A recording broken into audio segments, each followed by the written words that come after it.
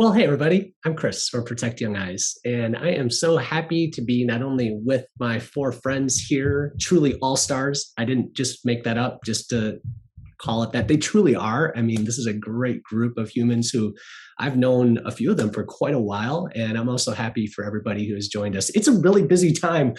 Blame me for not looking at the calendar and even checking with my wife, Andrea, first, because she would have told me, hey, Chris, that Tuesday night where you're doing that webinar, that's the first day of school in the McKenna house. You might want to find a different night. But, short-sighted as I am, it was the first day of school for my new fourth grader, fifth grader, sixth grader, and 11th grader. So awesome. We found them all four of them came home. I count that a win.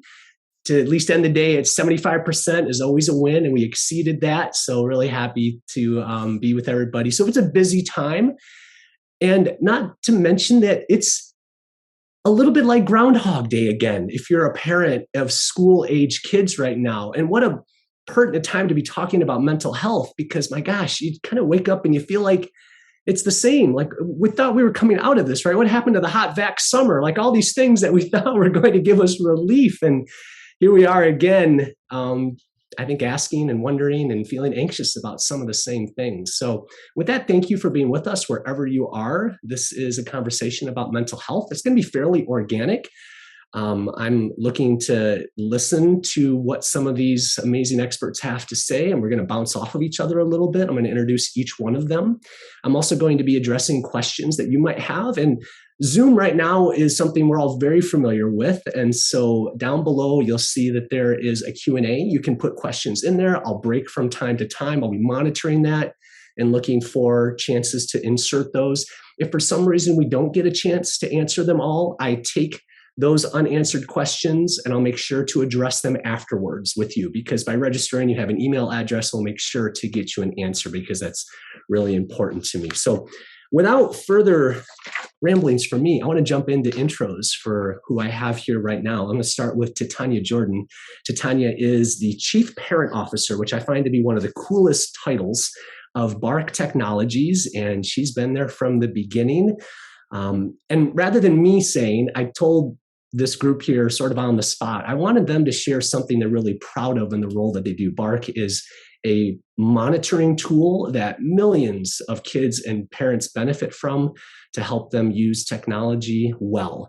And so, Titania, what is something in the 6 or so years that you've been at Bark that you would say you're proud of? It doesn't have to be the most, because that's hard. It's like, what's the one thing? But something that just pops into your mind that you're proud of about the work that you get to do.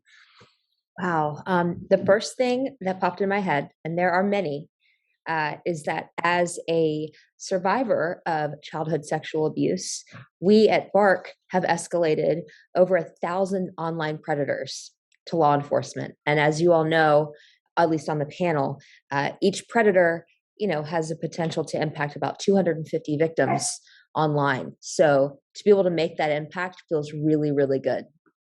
It should feel really, really good. And so thank you. Titania has had a number of big time appearances, including most recently the Drew Barrymore show, which awesome, right? I know, still probably a little like goosebumpy from that experience, right? And as she's an author, has earned the distinguished honor of Marketing Executive of the Year by the Technology Association of Georgia.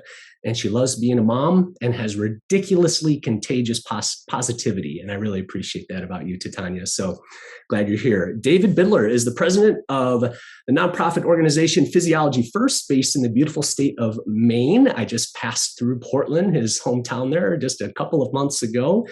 And Physiology First is really doing some awesome things to redefine. And that's like the key verb there. If you follow them on Instagram, you would see constant redefinitions of how we have framed mental health. And so, David, as you think about some of the awesome experiences that you have with teens and young people, what's something that bubbles up to you as a real proud moment? If you go ahead and unmute, that would be awesome.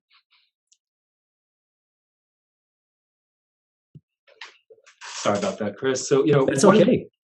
Every day here, we built the first physical campus for Physiology First University. And it's the first sort of community education center for mental health education. So every day we have young people hanging out here, reading books about the brain, doing breathing exercises, taking ice baths. So like every day is like a series of mind-blowing moments.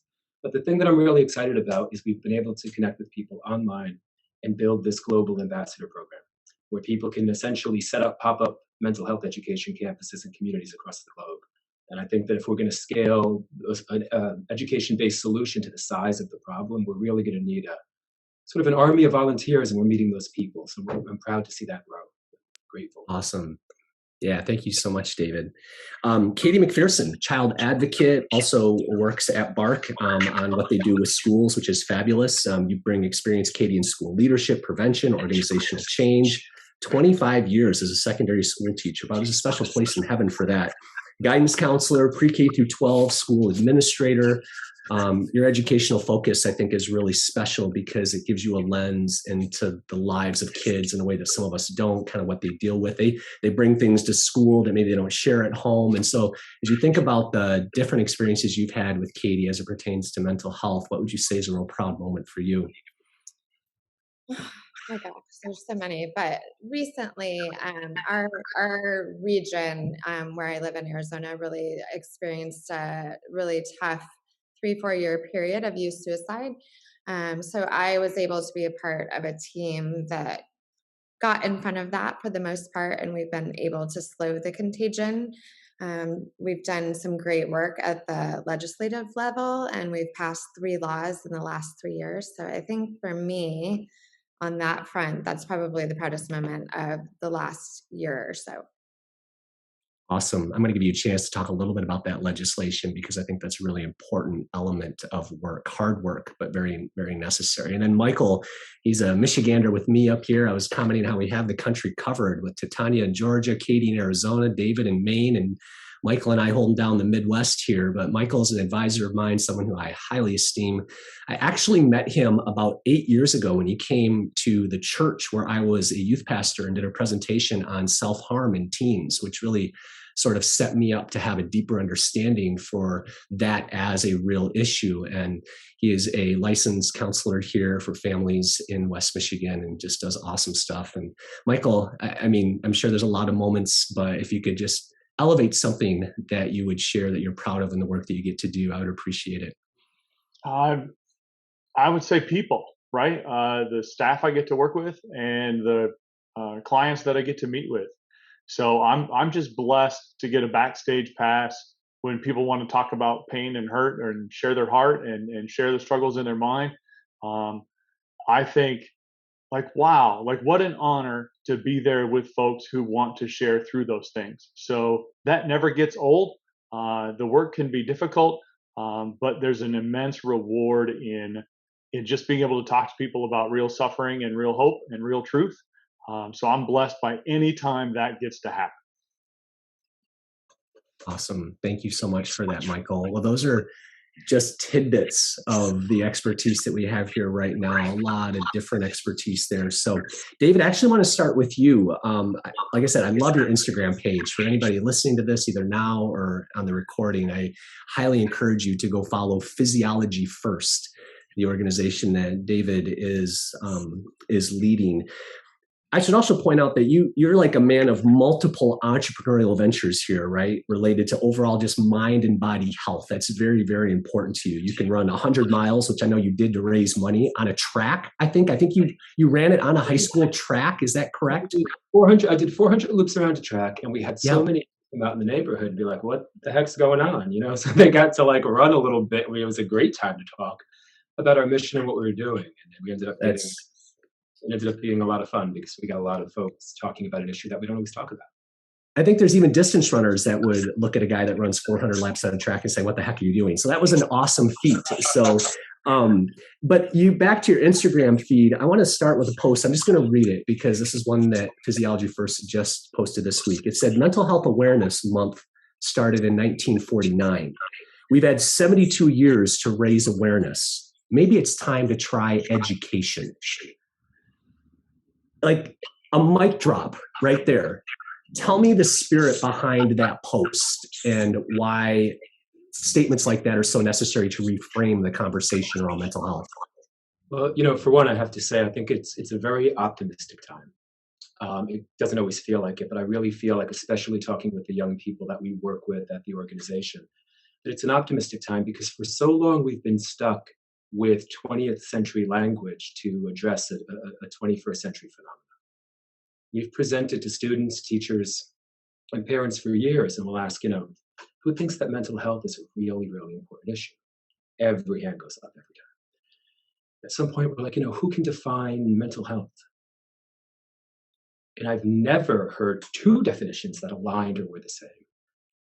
And it's like, well, if we're going to build tangible, proactive, scalable solutions to improving, reducing rates of anxiety and of depression, of building a skills-based proactive curriculum, words can't live in the abstract. This is something that David Sinclair from Harvard said would be the biggest medical problem of the 21st century. It's understanding how to improve and care for our mental health, and we weren't in a position where we're hearing a concrete conversation that we can build a toolbox around. So we started to ask, why is that? And as we looked at this, it's like mental health is a term from 1908. This is the origin of the term. This is the year that Ford released the Model T, and just about the time that we invented the vacuum cleaner.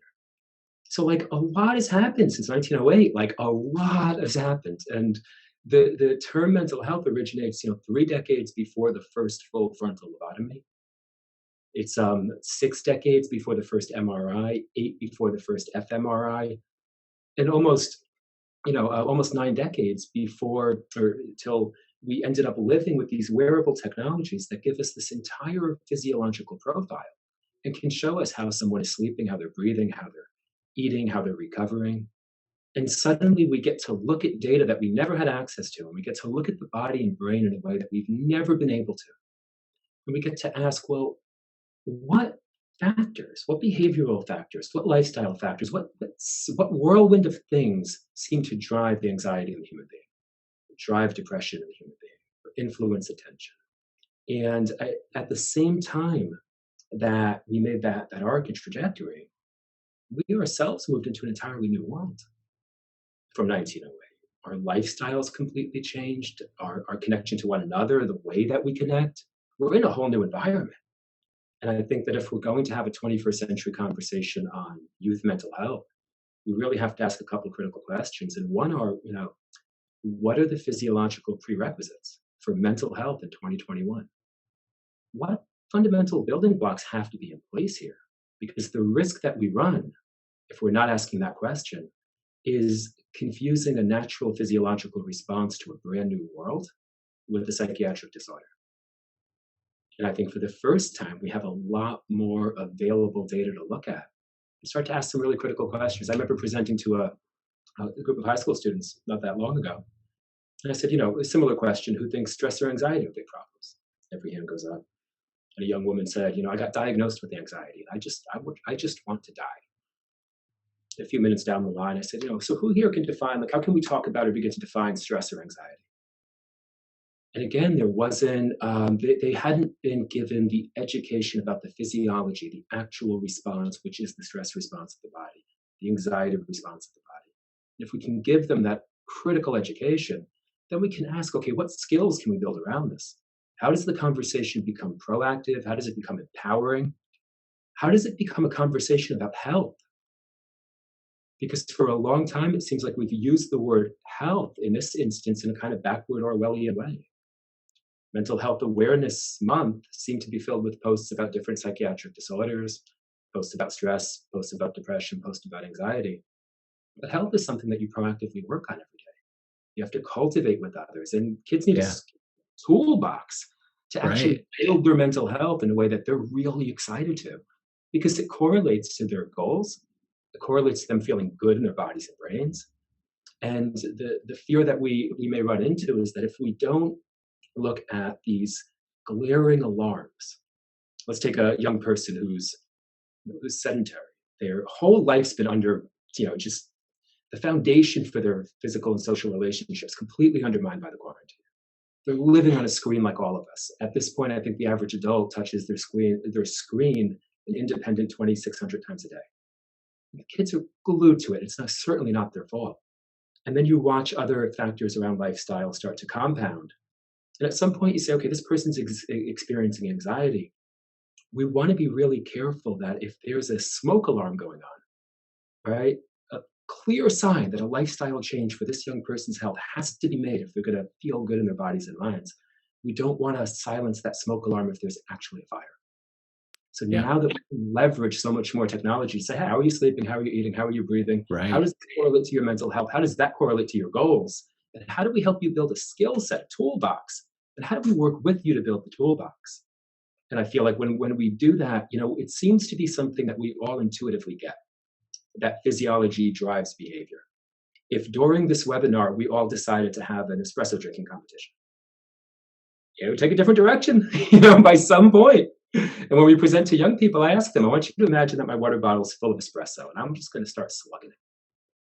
I want you to tell me what changes you think you'd see in me 15 minutes in. Right. 40 minutes in, right? Oh, you'd be a sweating, trembling, nervous wreck. You drank so much caffeine. So we get that physiology drives behavior. If I began to drink alcohol, if I took an illicit drug, a complete reshaping of my mental landscape. But I think sometimes we fail to recognize how the little things compound.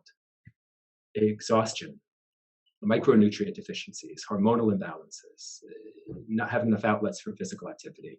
And then Definitely. the effects of social media, which we talked about quite a bit, and I respect so deeply your work, is that they're navigating a landscape we've never even had to navigate. Right. Yeah. Advertising technology and persuasive tech. So I think that if we can ask the question critically, what are the prerequisites for mental health in 2021? Begin to pull these words out of the weeds and make them mean things that young people can work towards improving and building together. I feel like we can have a brand new conversation that really feels like young people want to be a part of it. And when they come here to our space, I see that come to life. There's no stigma at all about talking about the brain. So I'm inspired to think that we're heading into a new era of rethinking mental health. Yeah, we can let the teens lead us, show us a new way. Michael, you see this every day on the front lines in front of you in, I'm sure, a lot of conversations in what you do. Any thoughts or reflections on what David just shared? I was going to just ask David, I completely agree about healthy habits and physiology and kind of, the body keeps the score and all of. I was wondering if you could give us your top 3, top 5. Something about like a top 3 or a top 5, like if you're talking to kids and families, if you're going to give them here's the things I would have them start with, right? Is it sleep? Is it nutrition? What would be your list? So, number one, we always start with breathing. We always start with breathing for a couple of different reasons. We began to ask the same question years ago in our journey to say, okay, what is the latest science of stress and anxiety and physiology? And that work led us out to Stanford University about 5 years ago to be part of these incredible experiments in virtual reality at the lab of Dr. Andrew Huberman. And you would walk through these different fear scenarios, attack dogs, solving difficult puzzles, sharks. And you would watch your own physiology later on a screen or the physiology of your partner. And you'd say, oh, when a person gets stressed or anxious, mildly, in the way that we do throughout our day, we see what? We see pupils dilate, we see skin temperature changes, we see respiration changes, we see heart rate speed up. We watch the body literally move before the person's consciously aware that they're stressed or anxious. And through that process, they introduce different behavioral interventions, breathing, changing patterns of vision, hypnosis, a whole number of things. And the one that rose to the top every time was our ability to use respiration to regulate state. And because we breathe all day, we have the two things happening at once. One, you have common breathing dysfunction, often driving states of anxiety. I can't tell you how many young people we've worked with that we've worked them through that dysfunctional breathing or hyperventilating throughout the day. It's, oh my God, I feel so much safer in my body. And then the other element of that is that breathing is something that we can use very, very easily to regulate stress and anxiety. I always say that if a young person can't lower their heart rate on command, they just haven't been given an up-to-date stress education. They don't understand the role of respiration and heart rate. The other two would be sleep and exercise, because they can access those and we can help them with small, simple steps. Good. That's great. So right away, we've got some very tangible things that we can think about, and to go to the Physiology First website to think about breathing, get some tips there. That's a big deal for David and his team. And of course, sleep and exercise. Titania, you see this in the data right? If anybody here were to go to bark.us and Bark's homepage and scroll down a couple kind of below the fold, what you would see, and I'm just going to share my screen right here so people can see it, are results, right? So Bark has this library, inventory, access. David, you talked about data, right? You have data upon data in what you're analyzing in your algorithm all the time, Titania. And we see statistics here around mental health and bullying and self-harm and suicide. And I've had a lot of conversations with you and Brian and the team there at Bark and so forth about those things.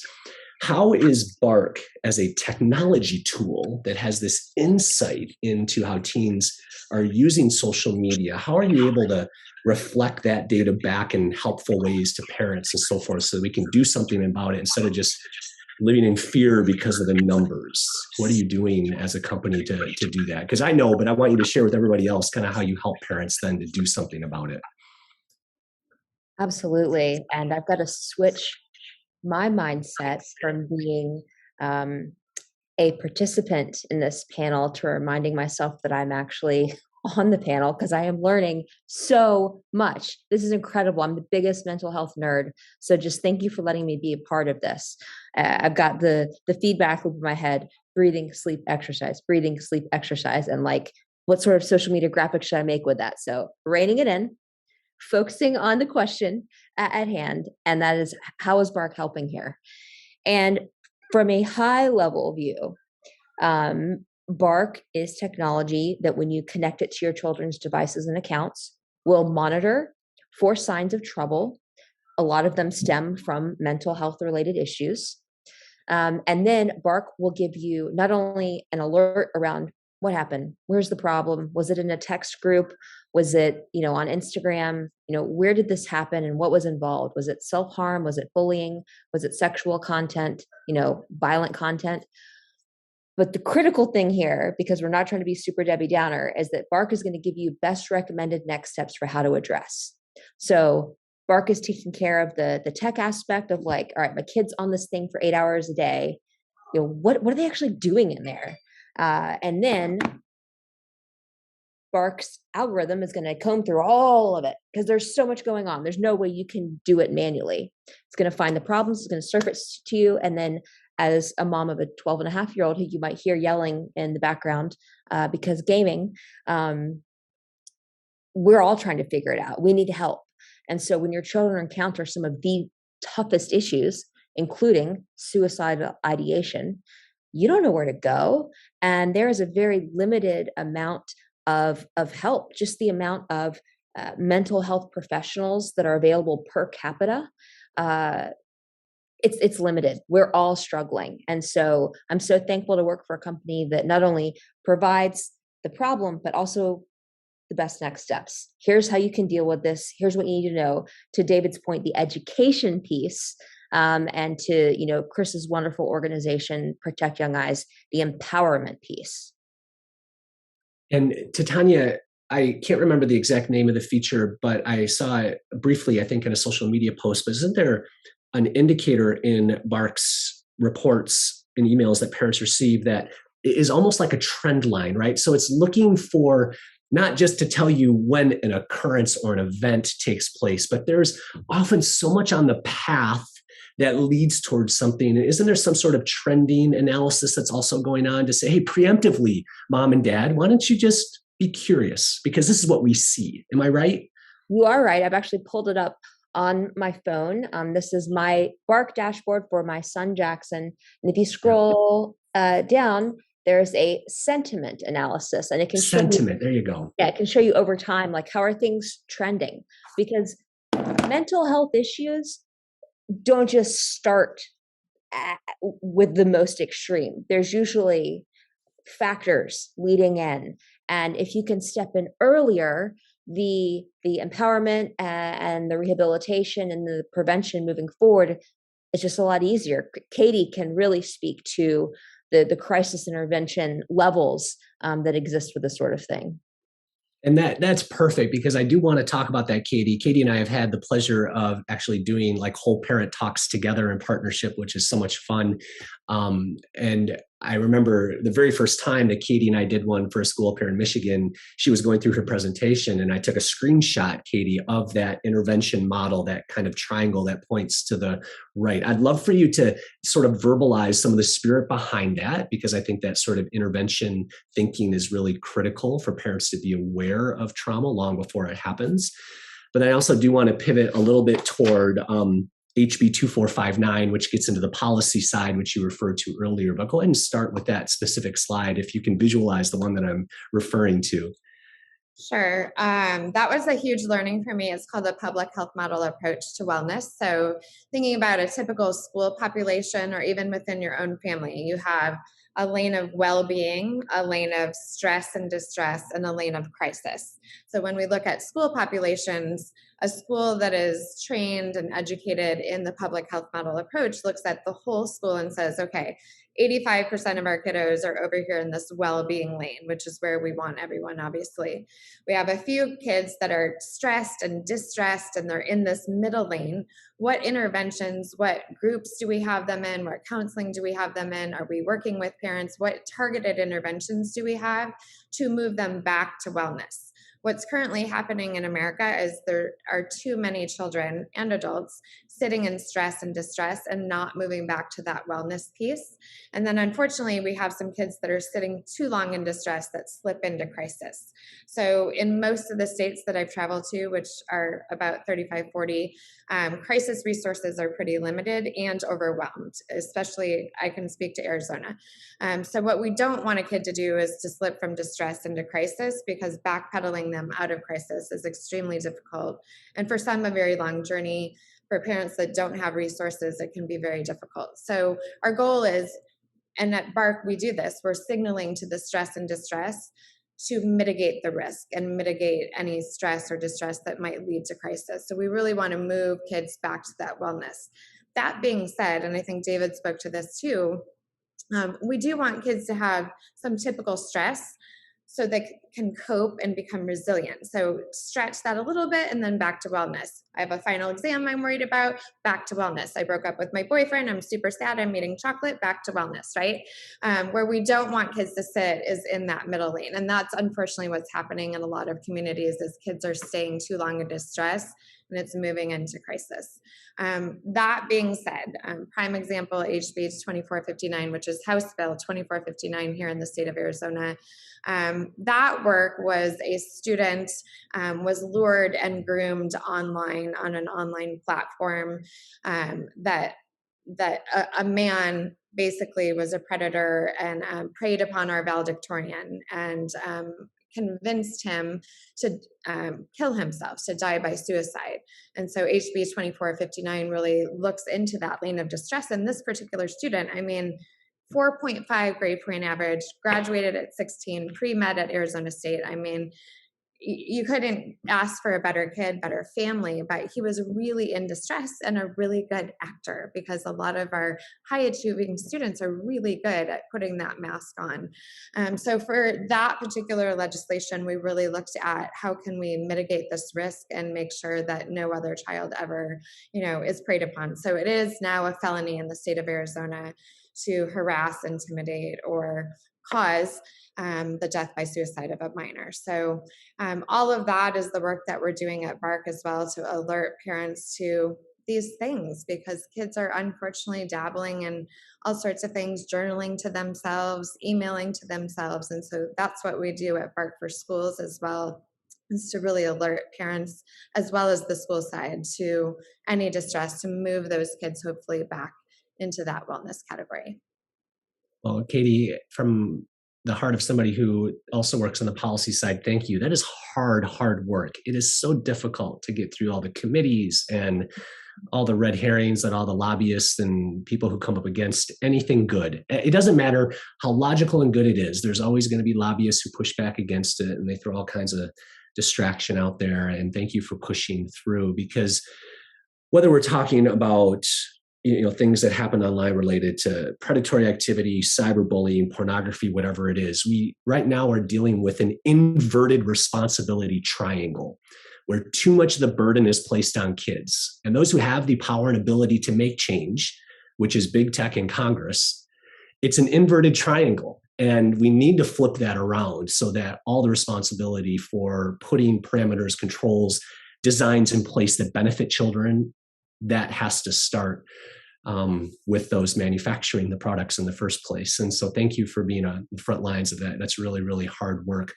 You know, Michael, I want to go to you for just a minute. I do have a question in the Q&A. I'm going to hold on to it for just a second, but I run into this all the time in the people I interact with at Protect Young Eyes. You know, some will say, oh my gosh, the sky is falling. Every teenager out there is in mental health crisis. What do we do about it? And they pull up a couple of articles that have some studies that will support that assertion. Then there's others, and there's actually a handful of them in the internet safety space who I interact with, you know, cordially, who will say, it's all just a bunch of smoke and mirrors. Kids are fine. 8 hours a day on YouTube is okay. We don't have enough data yet. Don't believe it. I find it's really difficult, even for a guy who lives in this space, to decipher truth. Now, it's difficult to decipher truth in a lot of subjects right now, let's be honest. But in this one, which is so critical to the well-being of our young people, help me as an average parent to decipher the noise out there around post-COVID teen mental health right now. What should I focus on? Can you help us decipher some of that? Yeah, I think I'll give you 3 different answers. So one would be the anecdotal, intuitive answer, which would be, what does your heart tell you, right? Like the fact that there's either, you know, YouTube spoken word poetry things about cutting back on cell phone usage, or there's clever videos, or there's postings, or the fact that we're even having this panel discussion today, right? Like anecdotally, we would just say, my heart tells me there's a problem, right? So that would be one way to do it, is what does your heart tell you? And it sure does seem like there's more of that, right? Let me do the facts one, and then I want to tell a story. So the facts would be from '08 to 2018, so a 10-year block of time pre-COVID, right? So we can't chalk it up to COVID, so that's good data. There's a 400% increase in mental health billing codes for anxiety in high school kids. So it has always been the case that in the behavioral health world, depression and anxiety, those are the common cold of counseling. Everybody better be a counselor who can talk about depression and anxiety. And since we started keeping score, depression has been number 1. If this were a horse race, we would be rounding turn 3, coming to turn 4, and anxiety is closing like a freight train, and everybody in the stands knows that anxiety is going to win, and that anxiety is going to become the number 1 mental health diagnoses, problem area that we're dealing with in the next 10 years, right? It's plain to see. So we can do the data, which says there's a 400% increase in high school kids. There's a 200% increase in anxiety disorders over all ages. So the billing codes, the finances, what people are going to seek treatment for would say yes. And then let me tell a quick story. So, and this is, I want to talk to the parents about how we sort of think through this, right? Because sometimes it can start to sound a little bit like anti-tech or anti-phone or anti-internet or anti-YouTube, right? I think we often consider high technology devices to be morally neutral, right? And it's like a shovel. And if I use my shovel for good and I dig a hole and pour a foundation for an orphanage, then my shovel was used for a morally good purpose. If I dig a hole and I hide stolen money, then my shovel was used for an immoral purpose, but the shovel is morally neutral. I think what this panel is asking people to consider is, I don't care what kind of a hole you're digging with a shovel. When you use a shovel, you get calluses and your back hurts. Like, the shovel changes the user, right? So it's not just simply that the tool is morally neutral. It's that how you use a tool changes you, right? So those of us that are old enough remember things like Kony 2012, where there was a big campaign against Joseph Kony, an African warlord who was giving guns to kids. And so then there's all these signs about Stop Joseph Kony and Kony 2012. The organizer of Kony 2012 himself had a nervous breakdown because he's on the internet too much managing his project, right? So even if you're using a phone for great moral goodness, if you're using it too much, right, the shovel changes you, right? So I think when parents talk about or ask about what are we supposed to do with sort of overuse or underuse, or how do I think about these things, I would rather have us think about it like a scalpel instead of a shovel. Because even if a scalpel is a neutral tool, everybody recognizes that it's inherently dangerous. So people will say, hey, hey, hey, this is sharp. You need to be careful, right? And so thinking about things like that, I think, is a better way to do it. Like, this is sharp, this can hurt you, this is dangerous. Let's think about what it's like. Overuse, even overuse for good, is dangerous. Um, that would be kind of my way to do it. Is I would say, yes, my heart tells me there's a problem, the data tells me there's a problem, and I think this overuse pattern tells me there's a problem, right? Where we're wearing ourselves out.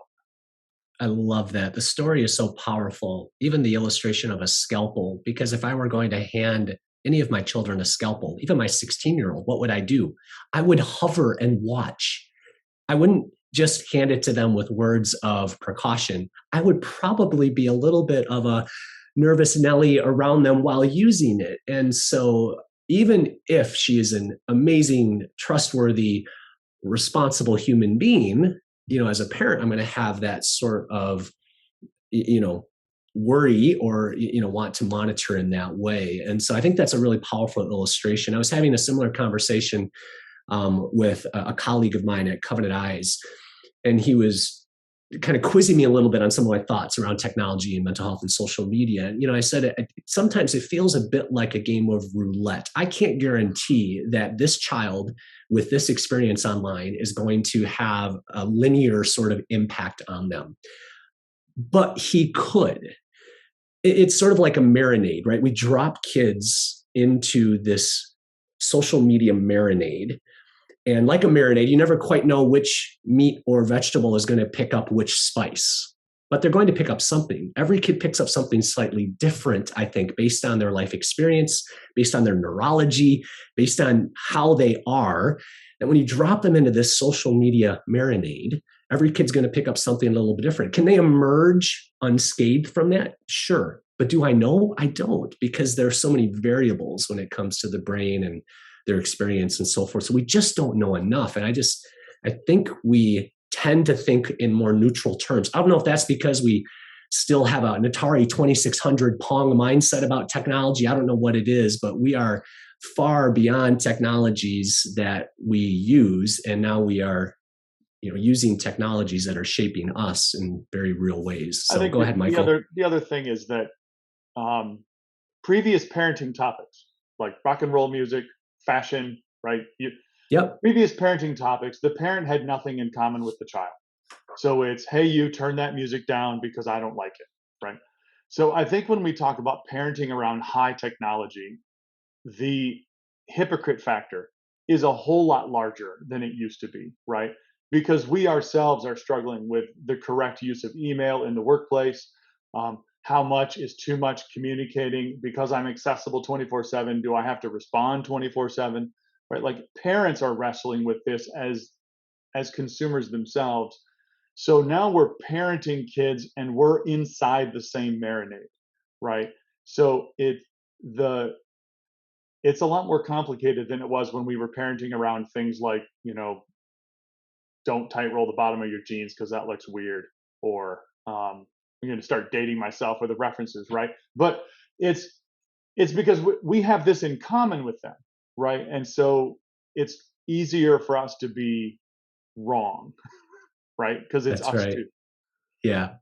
Oh man, if I could show you my senior pictures, you'd get some tight rolled jeans right there and Diodora shoes to go with them. I just dated myself. So anyway, moving on then, I just want to share with the panel here, a friend of mine, Jen, she's actually from down in Australia. She said, one of the most informative webinars I've attended for some time. Thank you to you all. So thank you, panelists here. A specific question that I don't know the answer to because this is not my area of expertise. It says, have any of you contacted NAMI? Michael, remind me what NAMI stands for. I think it's either the National Institutes of Mental Health or she means North American mental health. I think it's a national National Alliance on Right. Mental Illness. I think that's what it is. Yep. The question is here, has anybody contacted the National Alliance on Mental Illness to request that they include resources on their website about how to help individuals addicted to the internet? I don't want to necessarily get into some of the baggage that comes with the word addiction, but addicted to the internet and whose well-being is being negatively impacted by their online interactions. This particular parent said she couldn't find anything related to resources on their website, and not something we can fix right now, but I think that maybe speaks to the void that exists for parents when it comes to information and education around some of these issues. I've not spent time on NAMI's website myself to look into it, but gosh, that should be something fairly easy to get their hands on. So Michael, an alternative to that, or to Tanya, if you have something there, like what would you say to a parent, to Tanya, who was looking for just good data to help a son or a daughter? Like anybody here on the panel could answer this question when it comes to resources. Yeah, and so full disclosure, not a doctor, but I am a parent, and I have struggled personally with mental health issues that we've talked about today. And so what I want to say is that there isn't a lot of solid data because we're all so new in this, as Michael referenced. We're living this out with the kids, and like it's eloquently stated in this documentary, Childhood 2.0, we're all a living experiment. Like, who knows how it's going to turn out? No human in history has ever had to navigate this sort of dynamic. But I am very happy that our data at BARC is part of a study that will be released very soon. And so I would say to Sonia and anyone at NAMI or SAMHSA, just hold on a little bit longer, because we'll have a really impactful study that we can share with you with one of the leading health organizations in the nation. And that's based on, over 2 billion data points and over 5.6 million children across the nation, speaking directly to the correlation of mental health and social media. So it's coming, stay tuned. Again, not a doctor. Fabulous. That's the only awesome. thing I would add Michael. is I think they're going to be hesitant to wade into it because it's not a diagnosis yet, right? So internet gaming addiction is an exploratory diagnosis for the diagnostic manual version 5, but there is not a diagnosis around this. So I think they're going to be hesitant to publish articles around something that, like, we're talking about it and people want to parent around it and they want to talk about, behavior change. So there would be good articles on behavior change, and I think everything that, like, so Sam says that's substance abuse and addiction. All of there's going to be great corollaries with behavior change there and breaking addictive cycles, but like internet phone addiction, that's not a diagnosis yet. Yeah. So now we're getting into some of the complexities of insurance and the medical system, which, it's just the realities. So David, did you have something that you wanted to offer there? I do have you muted just because of background noise. So if you want to mute that, go ahead, sir. I would just add, I think that's one of the biggest issues that we're going to face, is that we're waiting for a diagnosis, and that's the opposite of proactive. It'd be reactive, and I'm seeing that a lot in terms of how we're looking at something to get ahead of. If we could understand just, you asked, we don't know yet what the impact, you made this great analogy to the shovel, right? That the shovel changes your calluses and my back's going to hurt, right? It's a tool. When we think about the fact that the eyes are the only exposed part of the human brain, right? So your eyes are part of the brain, they're squeezed out of the cranial bone. And where I shift my vision changes my autonomic nervous system. It changes my heart rate, it changes my skin temperature. We're making devices much smaller. We're focusing a field of vision in a way that will upregulate what's characterized as anxiety, but probably needs to be characterized as autonomic dysfunction. Because again, to come back to using 20th century language in the 21st century, I think if the term autonomic dysfunction becomes a lot more, or autonomic dysregulation, then we start to recognize that our field of vision, our respiration, if I'm hyperventilating, will upregulate what's typically personified as anxiety. Young people are often using the word bank that they have. It's like, I feel anxious, right? It's a word bank that is very common. I feel stressed. But when you begin to look and recognize, well, you're taking 30 breaths a minute, and that's officially hyperventilating. And your skin temperature, your heart rate, your entire body's upregulated irrespective of psychological state. And I use the coffee analogy to illustrate that. Or going for a run, right? We can change our physiology without changing our psychology. And if we look at physiology driving behavior, we have to ask, how does a new lifestyle where just this digital interface is going to change the personification of anxiety? And I think that if we can circle it back and say, what is the autonomic nervous system of the human being? What is the brain and spinal cord? And what's happening here? How much of it is mechanical? Then hopefully we can not have to wait for organizations to find a diagnosis, because it becomes this proactive learning experience where so much data already exists. And I think that one thing that's optimistic is just how much concrete data in the world of neuroscience and physiology is there. And then you can work from that data set and have this sort of new conversation on how humans interact with environments. And I think that that's promising. I'm so glad I have the recording so I can go back and re-listen to some of the words that David just used so I can try to then write them down to look them up, because although the way you described them gave me a word, kind of a picture as to what it was, it's awesome, right? That's new vocabulary, right? We don't speak in those terms. So I think that's a perfect illustration. Changes. I think that is, we talk to kids, we talk about 21st century mental health education. What does it mean right now in 2021? What do we know about the brain, body, and mind? What do we know about persuasive technologies? What do we know about the nervous system of a human? And I think, again, that if we're using the word mental health or mental health disorder, what we're watching is really, really super quick overview of the human nervous system. So I have a sympathetic and parasympathetic branch. One is always kind of referred to as the rest and digest, the braking system. And then I have my sympathetic nervous system, which is usually referred to as the fight or flight or freeze system. And if we look at the fact, for example, that breathing alone is what regulates heart rate. When you inhale, your diaphragm goes down and you create more space for the heart and you pull in more blood and heart rate increases. So heart rate increasing is a mechanical action based on breathing. When I exhale, my diaphragm comes up. I put a gentle brake on the heart. So when you watch a child, for example, overbreathing, they're literally speeding up their own heart rate 24 hours a day, 7 days a week for years and years and years. And if that goes undiagnosed or unassessed, I should say, it'd be very easy for that young person to say, hey, I have anxiety. I cannot get out of this state of feeling trapped and anxious. But because we had some physiological data of, your respiration rate is 30 breaths a minute, all of a sudden we have an action step that can be taken from a no diagnosis needed, just a physiological assessment. And again, I think that's a promising lens that young people can learn to look through for themselves, and that gives them a bit of agency. That's awesome. I was going to just ask, you took the words right out of my mouth, just for a practical explanation of what you mean when you talk about breathing being so critical to mental health, and you went right into that. And I think all of us, while listening to you talk, took a deep breath. I could just watch us on the screen doing this. Well, I'll share a 2-second exercise that you can try to get a better sense, because you can share this with young people. Do it. Here's a 2-second exercise. So I want everybody, if you would, to take an inhale through your nose, and then another on top of that. Easy exhale through the mouth. We're going to repeat 2 more times. Inhale through the nose. On top of that, one more. Easy, gentle exhale through the mouth. And one last time. Inhale. Inhale. And easy out. And the lungs have these little alveoli sacs. And when we take a double inhale, we inflate the sacs that have collapsed.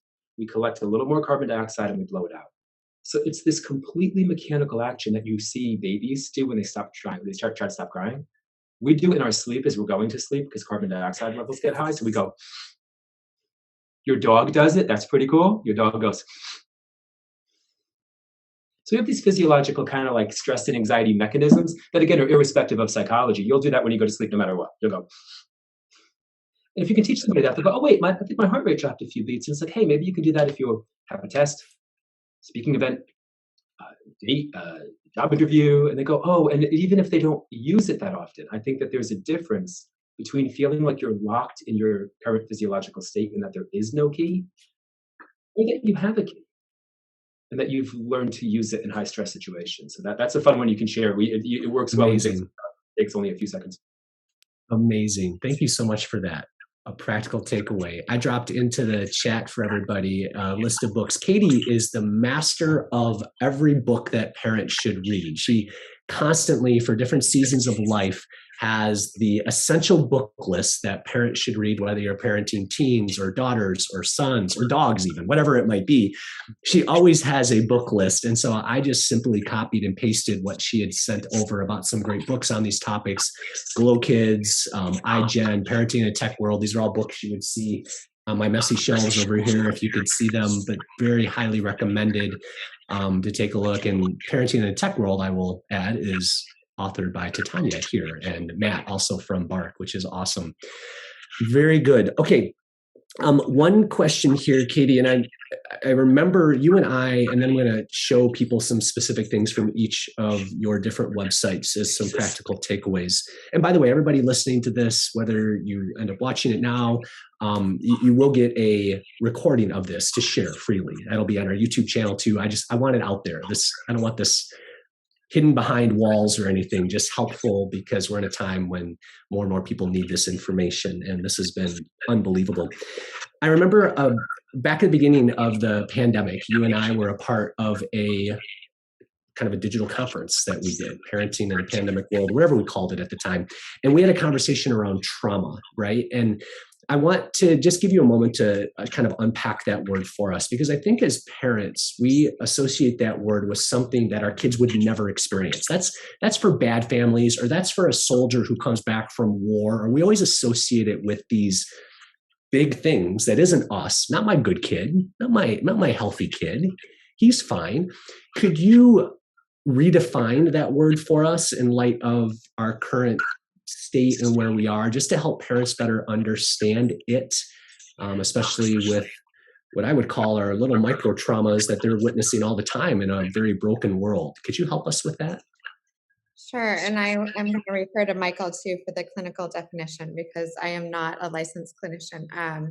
But really, when we think about trauma, we look at the ACEs study out of Kaiser, which is a study that was done in 1973. And we really look, at least in the child world, at, how many factors do they have going on in their environment that may be considered adverse. So for example, if you have a parent that has a substance abuse issue, that's an ACE. So ACE stands for adverse childhood experience. So that could be trauma within the home. Neglect. And that doesn't mean that you live in, a double wide trailer. You could live in a $2 million house and be neglected. And when we look at sexual abuse, any type of abuse, that is trauma. This pandemic is trauma. Pivoting to online learning and not understanding could be a trauma for a child. So all of us have collectively this past year and a half gone through some sort of trauma. The racial tensions that we were having last summer and forever, right? That really boiled to the surface during the election and beyond were traumatic for some of our students. So I think it's a word that's come into the education world and sometimes is a little bit overused. We have what we call trauma-informed classrooms, where we're training teachers to become more adept at looking at students, that may have experienced trauma. There are many of us have experienced trauma. Divorce is a trauma. So I'd like to, dish it over to Michael just for the clinical definition. But I think it's important to understand that trauma happens in every place, in every zip code, in every home, family environment. Genetics are a big piece of how generational trauma. A really great book that here I go again with books. A really great book that just came out. Dr. Bruce Perry is like one of the gurus of trauma, and Oprah wrote a book called What Happened to You? And Oprah is an abuse survivor. And she talks about, instead of looking at the people I'm interviewing as what's wrong with you, I now look at them with the lens of what happened to you, because we do know that trauma obviously impacts bodies that David has spoken about and beyond. So I'll dish it over to Michael for maybe a more clinical definition of trauma, but that's kind of the school-based version. I thought that was great, and that's portable, and you can have some handholds there, so that's fine, right? So a lot of it would be, the only thing I would add is it can be actual harm or perceived threat, right? So sometimes a traumatic event could be something that you thought was going to happen that did not happen, but you thought was going to happen, right? The near miss car accident and so on, right? That trauma can be a damaging event where you thought life was at stake or harm was at stake, but it can also be perceived or anticipated. That'd be the only thing I would add to what you were talking about. And then what happens is, I think for parents, I would say it's almost like a cramp. That's a bad, because the brain's not a muscle, right? But it's like a cramp, right? Where the beliefs and the feelings and the memories and all of the sensations of that moment get frozen, right, for a person. So then anytime there's a new situation, which is reminiscent of the previous situation, the new situation gets injected into it, all of those reactive and frozen patterns from that original one that's still kind of there, right? So the person who's mugged in a parking garage because someone came up and grabbed them from behind, 15 years later at a birthday party, someone just means to kind of tickle them between the ribs from behind. Boom, right? They're reactive. They're stuck to the ceiling because surprise from behind gets a different physiological response from them than it would be normally because of that threat from the past. That'd be the only thing I'd add. Otherwise, I thought Katey did a fantastic job. And it's, I think, great, Katey, that you dispel the not my kid sort of mentality that's so easy for all of us. And I think we also need to dispel this idea of resilience versus adaptivity, right? We tend to say, oh, kids are resilient, right? They can get through anything. But wait a minute, if we think about the things that shape the way we are today, when did they happen? They happened during our childhood or those formative years. It's not that they're resilient, they're adaptive and a lot more flexible with what life throws at them than we are as adults who are a little more stuck in our ways, a little more ceramic in our thinking. And so that's another sort of reshaping, David, to use your terminology, of how we think about health and how we think about young people today. Is let's change that way of thinking about young people, that it happened to them and they may have moved on, but it still happened. And it creates, what Michael and Katey have talked about. And just because they've on the surface have moved on, that's because they're adaptive, but it didn't not happen to them, right? So I just think there's some really good things to be learned from the way that Michael, you and Katey have talked about that. And just David, the way that you've challenged us throughout the night here, just to rethink the way that we think things. I want to share here because I want this to be, practical, and what are some takeaways. Here's the Physiology First website. David spoke just briefly about the idea of pop-up campuses, this idea of sort of multiplying himself outside of Portland to other places. You can read more about that. Physiology First University. Again, you've got to follow them on Instagram. It's super.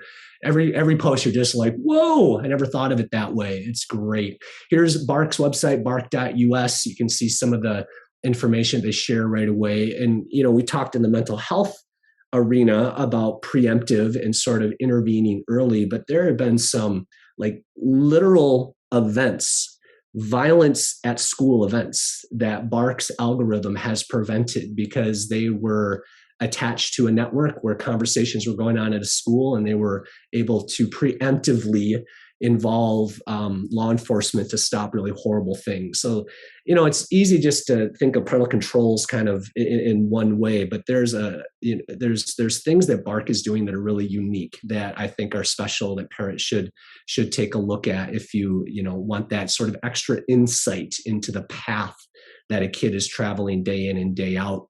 Titania also mentioned Childhood 2.0, which I had the pleasure of working with Titania and the team at BARC on, and many others. That you can watch for free on YouTube, on Amazon Prime, Google, Apple. It's all over the place, been viewed millions of times. And the real stars of Childhood 2.0 are the teens that they interview throughout, where they just share real life.